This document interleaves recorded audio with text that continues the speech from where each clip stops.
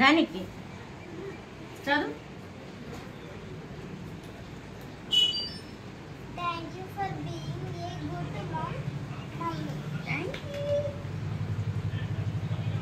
గట్టిగా చదువు. Thank you for cooking delicious food for Amma. Food for us. ఇక్కడ ఉంది. Food for us, Amma.